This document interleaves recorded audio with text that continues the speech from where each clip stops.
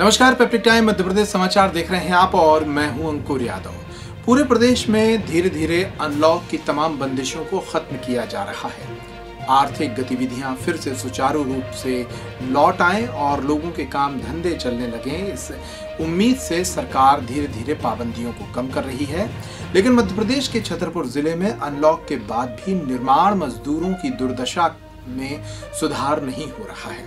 निर्माण मजदूर अब भी काम के लिए दर बदर भटक रहे हैं और इसका सबसे बड़ा कारण है छतरपुर जिले में रेत का संकट।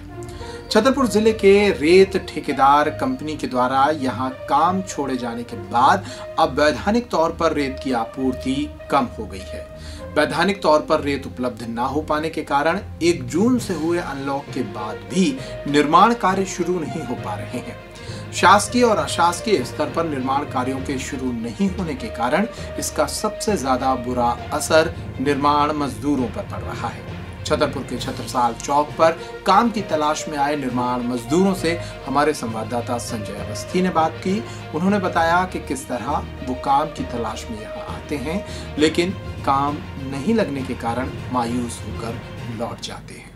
यहीं आते हैं डाक खाने पे, कभी कभार लग जाता है, कभी कभार नहीं लगता है तो घर चले जाते हैं। परेशानी हो रही है। हाँ, कैसे खर्चा पानी आप लोग? अब ऐसे ही चलता है, राम भरोसे चलता है सब। काम मिल गया तो काम नहीं मिल रहा। अभी नहीं आया, ये 15-20 दिन से तो आज आया हूँ, आज ही घर लौट के जाना पड़ेगा। क्या काम आप कर रहे हैं? जो लेबर का काम लग रहा कि नहीं लग रहा, कैसी स्थिति है? काम 1 दिन लग जाता, 2 दिन नहीं लगता कभी।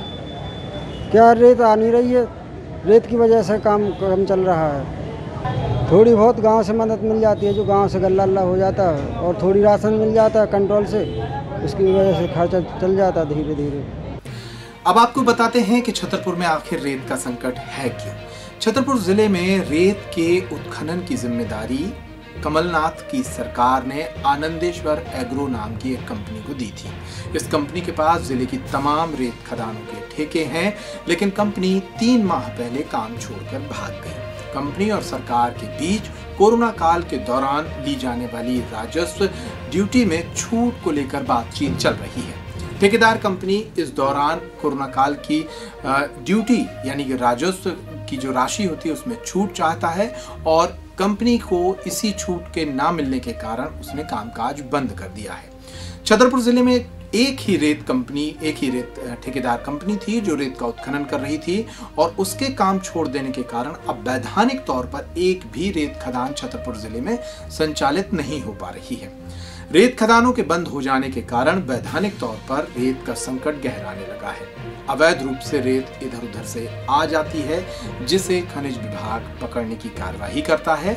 इसके साथ ही उत्तर प्रदेश के रेत माफिया भी छतरपुर जिले की सीमाओं से सटी रेत की खदानों से लगातार रेत की चोरी कर रहे हैं। छतरपुर जिले में वैधानिक रेत का संकट गहराने के कारण सबसे बुरा असर निर्माण क्षेत्र में पड़ रहा है।